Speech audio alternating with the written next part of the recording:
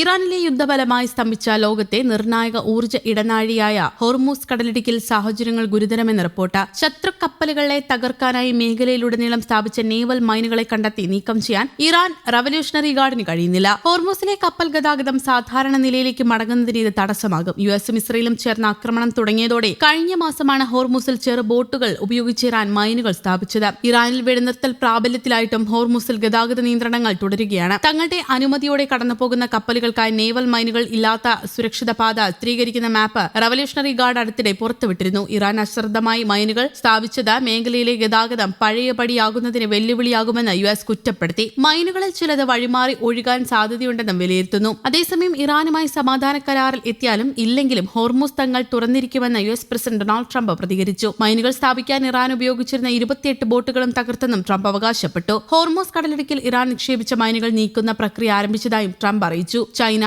Japan, ദക്ഷിണ Korea, France, Germany തുടങ്ങിയ ലോകത്തെ എല്ലാ രാജ്യങ്ങൾക്കുമായി ഹോർമൂസ് കടലിടുക്ക് ശുദ്ധീകരിക്കുന്ന പ്രക്രിയ ആരംഭിച്ചതായി ട്രംപ് ട്രൂത്ത് സോഷ്യലിൽ കുറിച്ചു. ഇതിനിടെ യുഎസ് യുദ്ധക്കപ്പലുകൾ ഹോർമൂസ് കടന്നതായുള്ള റിപ്പോർട്ടുകളും പുറത്തുവന്നു. എന്നാൽ ഇറാൻ ഈ റിപ്പോർട്ട് നിഷേധിച്ചിട്ടുണ്ട്. അതേസമയം അമേരിക്കയും ഇറാനും തമ്മിൽ പാകിസ്ഥാന്റെ മധ്യസ്ഥതയിൽ ഇസ്ലാമാബാദിൽ നടന്ന സമാധാന ചർച്ചകൾ 14 മണിക്കൂറുകൾക്കൊടുവിൽ താൽക്കാലികമായി പിരിഞ്ഞു. ശനിയാഴ്ച ആരംഭിച്ച ചർച്ചകൾ പാകിസ്ഥാൻ സമയം അർദ്ധരാത്രി പിന്നിട്ടും തുടർന്നു. അഭിപ്രായ വ്യത്യാസങ്ങളിൽ കൃത്യമായ ധാരണയിലെത്താൻ ഇരു രാജ്യങ്ങൾക്കും സാധിക്കാത്ത സാഹചര്യത്തിൽ ചർച്ചകൾ തുടരുമെന്ന് ഇറാന്റെ പ്രാദേശിക മാധ്യമങ്ങൾ റിപ്പോർട്ട് ചെയ്തിരുന്നു. ചില വിഷയങ്ങളിൽ ഭിന്നത നിലനിൽക്കുന്നുണ്ടെങ്കിലും ചർച്ചകൾ തുടരുമെന്ന് ഇറാൻ സർക്കാർ അറിയിച്ചു. ഹോർമൂസ് കടലിടുക്കിന്റെ നിയന്ത്രണത്തെ ചൊല്ലിയാണ് ഇരു രാജ്യങ്ങളും തമ്മിൽ പ്രധാനമായും തർക്കം നിലനിൽക്കുന്നത്. മേഖലയിലെ സുരക്ഷയെയും ആധിപത്യത്തെയും സംബന്ധിച്ച വിഷയങ്ങളിൽ സമവായത്തിലെത്താൻ കഴിഞ്ഞിട്ടില്ല. ഇതാണ് ചർച്ചകൾ നീണ്ടുപോകാൻ കാരണമായ പ്രധാന പ്രതിസന്ധിയെന്നാണ് റിപ്പോർട്ടുകൾ സൂചിപ്പിക്കുന്നത്. അതിനിടെ അമേരിക്കയും ഇറാനും തമ്മിൽ സമാധാന ചർച്ചകൾക്ക് ശേഷം കരാറിലെത്തുന്നുണ്ടോ എന്നത് തന്നെ സംബന്ധിച്ച് വലിയ കാര്യമല്ലെന്ന് യുഎസ് പ്രസിഡന്റ് ഡൊണാൾഡ് ട്രംപ് പ്രതികരിച്ചു. യുദ്ധത്തിൽ അമേരിക്ക ഇതിനോടകം തന്നെ വിജയിച്ചു കഴിഞ്ഞുവെന്ന അവകാശവാദവും അദ്ദേഹം വീണ്ടും ആവർത്തിച്ചു. ഞങ്ങൾ ഇറാനുമായി ഗൗരവതരമായ ചർച്ചകളാണ്. അതിന്റെ ഫലം എന്തു തന്നെയായാലും വിജയം ഞങ്ങൾക്കാണ്. സൈനികമായി ഞങ്ങൾ അവരെ പരാജയപ്പെടുത്തി കഴിഞ്ഞു. ഇനി ഒരു കരാറുണ്ടായാലും ഇല്ലെങ്കിലും എനിക്കൊന്നുമില്ല. വ്യാജ വാർത്തകൾ നിങ്ങൾ വിശ്വസിച്ചാലും ഇല്ലെങ്കിലും ഞങ്ങൾ ജയിച്ചു കഴിഞ്ഞു എന്നതാണ് വാസ്തവം. മാധ്യമങ്ങളോട് സംസാരിക്കവെയാണ് ട്രംപ് ഇക്കാര്യങ്ങൾ പറഞ്ഞത്. വാർത്താ സമ്മേളനം നടത്തിയ വാൻസ് ഇറാനുമായുള്ള ചർച്ചകളിൽ ഒരു ഉടമ്പടിയില്ലാതെ അമേരിക്കൻ ഉദ്യോഗസ്ഥർ പാകിസ്ഥാനിൽ മടങ്ങിപ്പോകുകയാണെന്നും അറിയിച്ചു. അമേരിക്കൻ പ്രസിഡന്റ് ഡൊണാൾഡ് ട്രംപുമായും ഭരണകൂടത്തിലെ മറ്റു ഉദ്യോഗസ്ഥരുമായും ചർച്ചകൾക്കിടെ നിരന്തര സമ്പർക്കം പുലർത്തിയിരുന്നതായും അദ്ദേഹം പറഞ്ഞു. ഞങ്ങൾക്ക് ഒരു ഉടമ്പടിയിലെത്താൻ കഴിഞ്ഞില്ല എന്നത് ദുഃഖകരമായ വാർത്തയാണ്.